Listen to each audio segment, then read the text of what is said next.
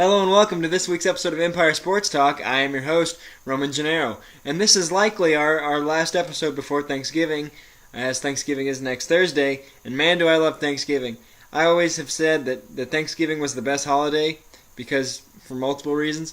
First, you have Christmas is all about, as good as, I love Christmas as much as the next person. The tree, the lights, the weather, the presents, the chocolate chip peppermint milkshakes from Chick-fil-A. But it's a very stressful time having to get gifts for other people and take time to do that, and the money and everything. And then Halloween, the two holidays that are that sandwich Thanksgiving. Halloween, it's you get candy, but after a certain age you stop caring about the candy, and it also becomes stressful because you have to deal with little kids coming to your door and all this sorts of stuff.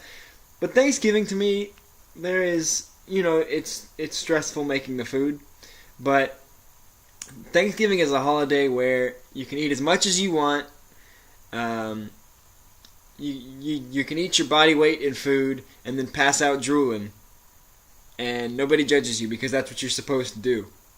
So Thanksgiving is coming up. This is probably our last show before then, because by next Tuesday, we usually do the show on Tuesday. By next Tuesday, Thursday, that's when stuff's gearing up. So we'll see you again in December at that point. But let's get started. This week's show, there were two main things that bothered me, and the first thing that was interesting to me, and I cannot believe he's found his way into the news again. Colin Kaepernick. Everybody knows by now that a few months ago he made headlines by taking and not standing during the national anthem, which turned into taking a knee, which turned into socks depicting police as pigs, and a general disregard for police and talking about oppression and all this stuff. And other teams adopted that and stuff. But now that's started to die down. And as now that Colin Kaepernick is on a team that is a train wreck, the San Francisco 49ers, he has realized that his 15 minutes of fame this year were up. So he tried again. And this time, what he said was he freely volunteered the information that he did not vote in this year's election. And I'm not going to get into the election. This was an election that was very stressful for most Americans. Many were upset with the results. And for those people, it's a very, very stressful and scary time.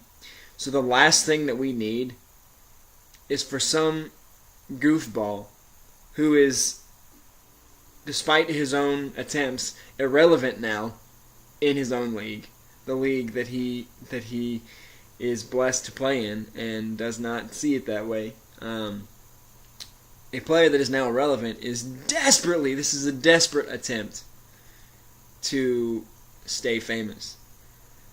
And he volunteered information that he did not vote. First of all, we're not surprised. Second of all, because you're an idiot. Second of all, you complain and you start this kneeling trend and you do all this about, and the whole thing is about oppression, and the whole thing is about, police not being trained correctly, blah blah blah. That you say things need to change, and so the ultimate thing that you can do on your own to try to affect change is vote in something like this. Vote for the candidate that you think is going to bring change, and then you volunteer the information that you did not vote. Congratulations, Colin Kaepernick. You have crossed the threshold into completely useless, totally irrelevant, and you've lost all credibility as a human being with opinions. And I may get in trouble for saying that, but I don't care, because it's really frustrating that you're gonna have people up in arms about, oh, well, things need to change, and oh, this kind of oppression, and blah blah blah blah blah, and then you're not gonna go and do the first thing you can do to change that if you think it's such a problem, and you choose not to vote. A lot of people chose not to vote because they didn't like either candidate. But whether you like it or not, one of the candidates was going to be president, and now one of them is. And for all those people that say Donald Trump is not my president, yes, he is. Whether you voted for him or not, whether you like him or not, he is your president. And one of those candidates was going to win the presidency. It wasn't going to be Gary Johnson. It wasn't going to be Jill Stein. It wasn't going to be anyone else. And not voting doesn't help. Because not voting gives back the ultimate freedom that we have in this country, is to vote and to choose our leader. Now, if you decide not to do that, that's up to you. I don't think that's a wise decision, because every vote counts. And in an election like this, that proved to be true. The popular vote was virtually tied. The race was really close. Every vote counts. So why in the world would you volunteer that you chose not to vote when you are a catalyst for change here? When you're trying to get things to change and you choose not to do your duty and vote to try to get that change? You're a hypocrite, Colin Kaepernick. You are a hypocrite. It was really frustrating to me. I do not understand, and I'm so tired of seeing Colin Kaepernick's name in the news. For any 49er fans out there, I'm sorry. I'm sorry that your team's having a rough year, and I'm sorry that you have to deal with this. And if you are supporting Colin Kaepernick because he's a member of the 49ers, or you support him because you agree with him, it's okay to agree with him, but I'm just so tired of him just wanting attention. And what's sad is that during the first attention grab this year, he was not the starter of a team that was pretty much hopeless going into this year. And the second time, he was the starter because they had no other choice, and it's still a dumpster fire. He's not contributing anything to that team that Blaine Gabbert wasn't already doing, which is not saying much. So Colin Kaepernick needs to cut his losses and shut up, because he's not helping anyone. He's just making people madder and madder. In the sports media, his teammates cannot be his best friends at this point. His coaches are probably begging him to stop. He needs to stop. It's over. The joke is over. This is a joke. Before I go off on a 30-minute rant, another thing that really, really bothers me, and it's not really recent, but just in the last couple of years, that I just felt like talking about this week, is when a couple of years ago when Kevin Durant got hurt when he was with Oklahoma City, and he gets hurt, Russell Westbrook is like, I'm going to win MVP. Like, you could tell that he was playing to win MVP. And then James Harden comes out this year and says, hey, I think I'm the best player in the league. He's trying to win MVP to prove that. Damian Lillard said, I want to win MVP. I don't like when players announce that they want to win MVP or they're going to win MVP. Because A, if you're playing in a league, in a professional league, NBA, MLB, NFL, NHL, your goal should be to be the best player. Like, whether you are or not, that should be your goal. You should be striving to get better, to get to that level, to be the best player that you can be, the best player that you're able to be. So, when a player says, I'm going to win MVP, well, or I want to win MVP, well, first of all, duh. And second of all, you ever notice that when someone says that, it's always a person that has to try really hard? That has to go at the expense of their own team and try to do it. LeBron James has never said, I'm going to win MVP this year. He just goes out there and he does it. Dirk Nowitzki has never said, I'm going to win MVP. Steve Nash, Tim Duncan, Shaquille O'Neal never said, I'm going to win MVP. They just went and they did it. because that's the mentality. It's hard to win MVP if that's all you're striving for, and it hurts your team because your teammates are like, oh, well, now he's publicly said he's going to win MVP, so there goes my touches, there goes my shots, because he's going to take them all. And let's take a look at James Harden here real quick. James Harden thinks he's the best player in the NBA. First of all, no. As long as LeBron James is there, you are not even close. As long as Kyrie Irving is there, no.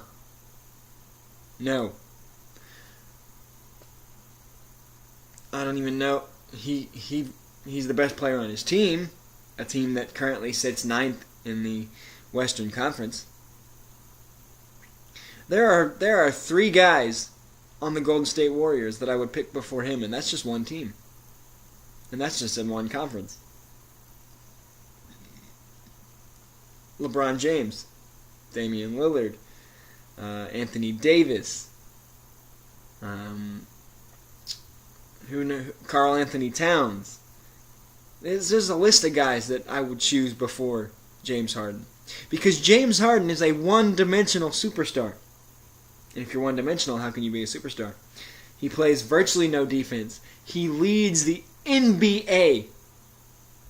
Not just point guards, not just shooting guards, not just the Western Conference, the entire league in turnovers per game. He does not help his team get better. He hurts his team. That's not an MVP. That's not the league's best player. Here is why LeBron continues to win MVP.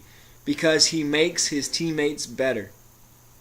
Because he could score 50 any game that he wanted to, but he chooses to score 20 and get 9 rebounds and get 12 assists and pass up on shots he could take because there's a guy open, gets a pass to assist, doesn't get any credit. He gets steals. He gets blocks. He helps his team. It's not all about scoring 50. LeBron James has never been about that. I think he scored 55 once. He scored 50 a handful of times. And most of those was when he was with the Cavs the first time when they had nobody else there. Or when he was with the Heat when they would be winning by 40. Scoring 50 is not who LeBron James is.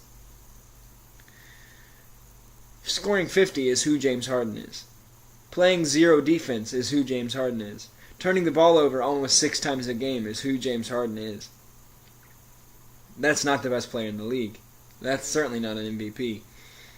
Russell Westbrook, in that turnover category, he's number 2. He's a great player. He's a better player than James Harden. He gets the triple-doubles. He does this, he does that. But until last night's win against James Harden's Rockets, the newly Durantless Thunder with MVP Russell Westbrook had lost 4 in a row. And they barely, if it weren't for a inbounds play that led directly to a slam dunk by Russell Westbrook, that Rockets Thunder game would have gone to overtime. Russell Westbrook is a really good player. And despite the assist numbers, he's a really selfish player. Speaking of assist numbers, James Harden is actually leading the league. They're actually 1-2 in assists. But assist does not tell the whole story. It's what you're willing to do for your teammates. Because if you're out there and you're trying to score 40 or 50, if that's your goal, which sometimes it seems like that's Russell's goal or James Harden's goal, then you're not going to allow... A popular term in the NBA is a microwave, and somebody who's described as a microwave is somebody who can come out there, and whether they miss a few shots or whether it's right at the beginning of the game, can hit a couple shots and get hot really quick, and can warm up and start hitting everything. It is very hard for a player's teammates, let's say Russell, it would be very hard for Russell's teammates to be able to get warmed up and hit the shots they need to hit when Russell's taking every shot, because his teammates are not getting the shots they need to get.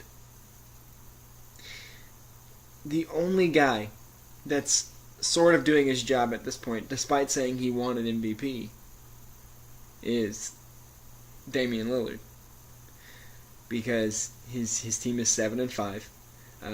He's scoring very, very well. He's in the top 5 in scoring, as is Russell, as is James. But the difference being, Damian Lillard, his team is winning games. They're 7-5. They're 4th in the Western Conference, and he makes his team better. If the Trailblazers did not have Damian Lillard, they probably would not make the playoffs. They would have a good backup for him in C.J. McCollum, but they probably wouldn't make the playoffs. When it was Damian Lillard and LaMarcus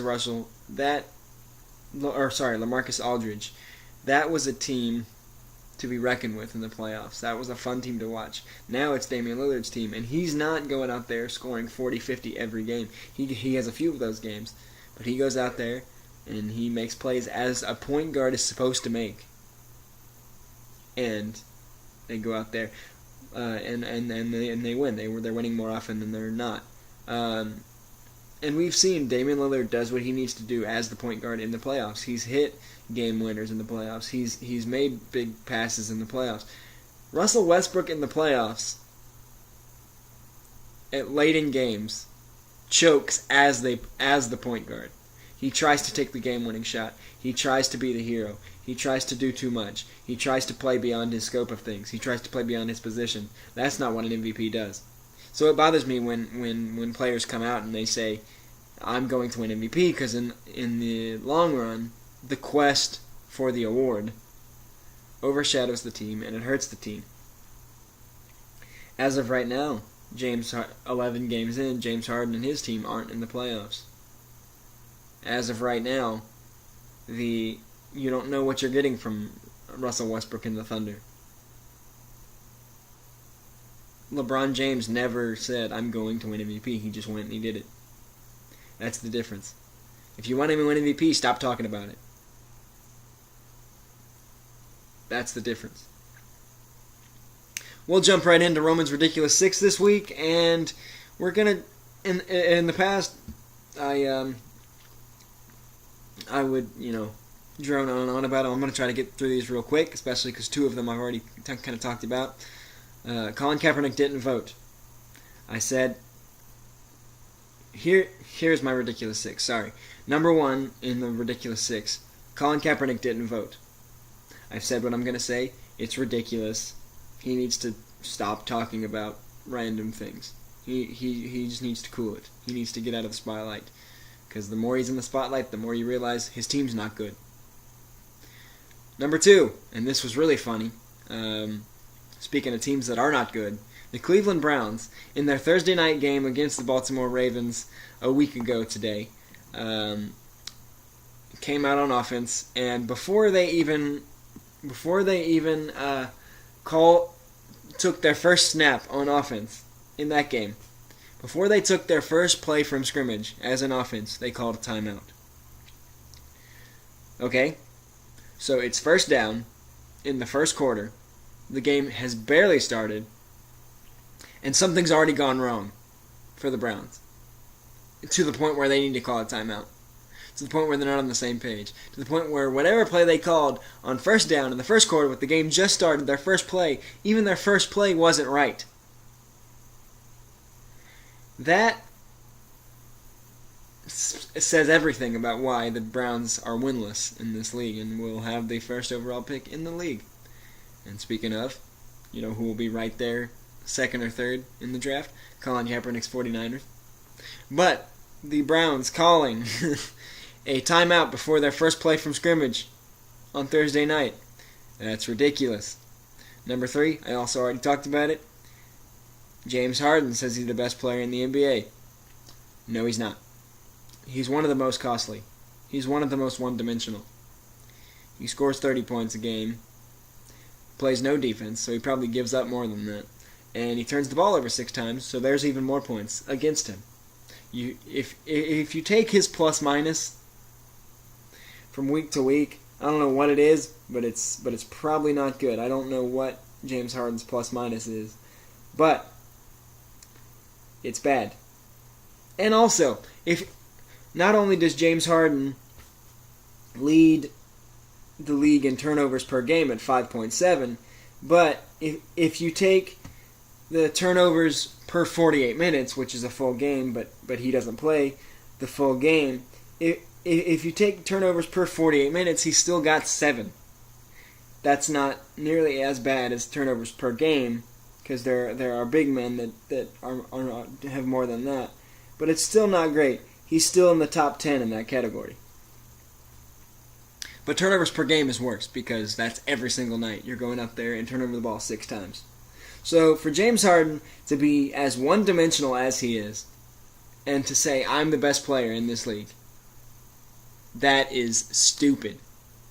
He has so far to go before he's even close. I don't even think he's top 5 in this league. Top 10, maybe. No. There are 4 guys in Oakland right now that play for Golden State that I would put in front of him. There's 2 guys in Cleveland that I'd put in front of him. There's one I'd put Russell in front of him. I put Karl Anthony Towns in front of him. There are so many guys that would make my list before James Harden. All he's good for is offense, but he gives that back. He makes up for, I guess not makes up, but he cancels out his offensive production with his lack of production everywhere else. Number 4, and this is a former teammate of James Harden, now playing in Atlanta, Dwight Howard, has said that he wants to modify his game. Is it, and what did he say? Did he say, oh, I want to shoot a better percentage from free throws? Or, oh, I want to be more aggressive on offense? Or, oh, I want to do that? No. Dwight Howard said that he wants to help his team by improving and shooting more three-pointers. Now, there was a time in his career, during the first 7-8 years of his career, where he was with Orlando, that he was an MVP candidate. That he was being called Superman. That he was the best big man since Shaquille O'Neal. He was one of the last guys to come out of high school. He was the 2nd overall pick. And he was supposed to be great. And for a few years there, he was.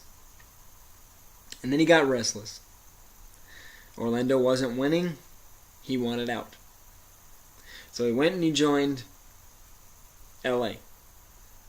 with L.A., a city of egos.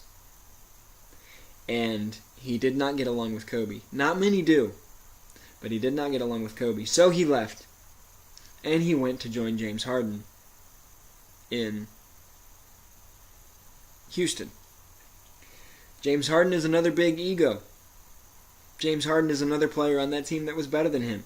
Dwight Howard relishes being the best player on his team. That's why he was so good in Orlando.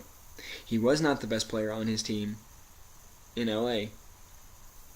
And aging Kobe Bryant was better. Pau Gasol was better. Even Nick Young was better than Dwight Howard. A healthy Andrew Bynum, way better.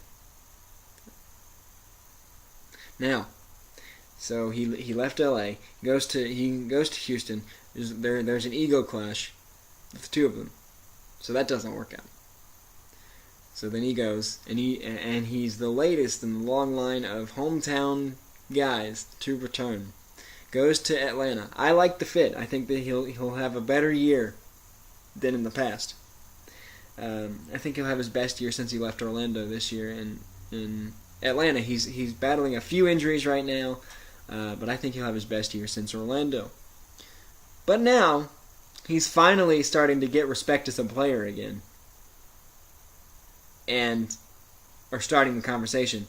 And he says he wants to shoot threes. What did he... I think he shot a handful of threes in Orlando over 8 years. Didn't make them. Might have made one. Maybe. But a guy that cannot shoot a free throw from, 15 feet away from the basket, 15 feet, wants to back it up another 3, 4, 5 feet behind the three-point line and see if he can make that. That is stupid. Learn to make your free throws. Those are free, and they're a lot closer, and they make a lot more sense for somebody of your size to make. And now you need to work on fixing your career before you can think about, shooting three-pointers. You need to work on getting back on the good side of the league. Because you went from could have been one of the best to a large disappointment because you got greedy, because you got bored, because you wanted to be the star. So Dwight Howard saying that he wants to improve his game by shooting three-pointers is ridiculous. Number 5. Dave Roberts this week was named National League Manager of the Year. And before I get to that, let me first say congratulations to the LA Dodgers' Corey Seager and the Detroit Tigers pitcher Michael Fulmer on winning Rookies of the Year, and Max Scherzer of the Nationals and Boston's Rick Porcello on being named the Cy Youngs for each league. Max Scherzer's the eighth guy to win a Cy Young in both leagues. He did so in 2013 with the Tigers as well. Congratulations to those guys. Congratulations to Terry Francona for winning the AL Manager of the Year. And congratulations to Dave Roberts on winning the Manager of the Year. But it is insane that Joe Madden did not win this. What is bigger? What is a bigger deal than ending a 108-year World Series drought? Was he not chosen because it was too easy? Was he not chosen because this was his second year and we kind of expected this? Was he not chosen because Dave Roberts did what he did in his first year, which is an amazing feat? But was it just so easy a decision that it couldn't be made? Was it just that's too easy? There's no question that Joe Madden is the Manager of the Year. So it's ridiculous that Dave Roberts won it. He was deserving of getting Manager of the Year at some point. But not in a year when the Cubs end a 108-year World Series drought, largely because of the manager. How could you justify that decision? I do not know, and that is the most ridiculous. I should have led this segment with that, because that is by far the most ridiculous thing that I've heard. Number 6, and this is just funny. Last week on my Ridiculous 6, you heard me talk about the Jacksonville Suns, the AA affiliate of the Miami Marlins, deciding to change their name to the Jacksonville Jumbo Shrimp. Turns out that for the Marlins, it did not stop there, as this week, their AAA affiliate, who used to be the New Orleans Zephyrs, decided to change their name to, and I am not lying, the New Orleans Baby Cakes. Baby Cakes. Okay. That I didn't think it could get much worse than the Jacksonville Jumbo Shrimp. But somehow it has. And the Baby Cakes was chosen as a nod to the city's culture with Mardi Gras and that kind of thing. Apparently, there's a mascot that comes out during Mardi Gras of a large baby wearing a crown. I don't have a picture on this show, but I have seen it. And that baby is terrifying. It looks like a Chucky doll. So why you would want to pay homage to that particular part, the New Orleans Beads would have been better. The New Orleans Stilt Walkers would have been, pick any other aspect of Mardi Gras, and that would have been better. Even the New Orleans Mardi Gras would have been better. Pick any other aspect of that event, and I'm okay with it. But the Baby Cakes, and their mascot is the baby in the crown? Are you kidding me? First of all, this is the same organization that's falling for this, the Marlins. Their AA affiliate is the Jumbo Shrimp. Their AAA affiliate is the Baby Cakes. And their Major League team, while not that good, plays in a stadium that is green and ugly and wears uniforms that look like they were finger painted by 5-year-olds. I'm sorry to the Miami Marlins organization, but you guys are just trying to be laughed at right now. Figure it out. That's a mess. That'll do it for Roman's Ridiculous 6. I'm running low on time, so let me jump right in to my Emperor of the Week, which is the Los Angeles Lakers. LA was one of the worst teams in the league for the last couple of years. They did some work in the draft. Kobe Bryant moved on, and now it's a new era in LA. And they drafted D'Angelo Russell and Julius Randle, Brandon Ingram, picked up guys like Jordan Clarkson, that kind of thing. And suddenly, they are 7-5 right now, and they are in the playoffs as it stands currently. I don't think anybody expected that from them. But the reason they are Emperor of the Week is they are 6-3 in November, the Lakers are. And in those 9 games, the Lakers are averaging 113 points a game. 112.8, 113 points a game. That's an average. They've scored as much as 125 to 128, but they're averaging 112 in those 9 games. And it's not from one particular guy. In their last game yesterday, or 2 nights ago, D'Angelo Russell had 32 points, and at the same time, Julius Randle had a triple-double. So it's coming from guys. You know, one game it's D'Angelo Russell. The next game it's Julius Randle. The next game it's Jordan Clarkson leading the scoring. This success is coming because they're playing team basketball, and the celebrities are starting to show back up to the games. They didn't come for a few years because of how bad the Lakers were, but the celebrities are starting to show back up. The Lakers, this is a revival for a very, very proud franchise. The Lakers are back. They're young, and they're back, and they're good, and that is why the Los Angeles Lakers are my Emperors of the Week. Congratulations to them. And I hope to see that scoring continue. And one of those wins was against the Warriors, so good for them. So I hope to see that kind of scoring last, because it's fun to see a team score that much. But congratulations to the Lakers on that. That is all the time I have for Empire Sports Talk. One more thing. To go along with Thanksgiving, the Lions are playing as they are every year, and they're playing the Vikings, and for the first time in a long time, the Lions will be playing on Thanksgiving, and they will be good. At this point, the Lions and the Vikings are tied for first place in the NFC North, so by the time they meet next Thursday, first place could be on the line. So we'll have to see how that goes, but congratulations for the Lions for seemingly getting better post Calvin Johnson. That is all the time I have for Empire Sports Talk this week. Check us out on Twitter, Facebook, and Spreaker.com. For Empire Sports Talk, this is your host, Roman Gennaro, signing off. Have a great week, everybody.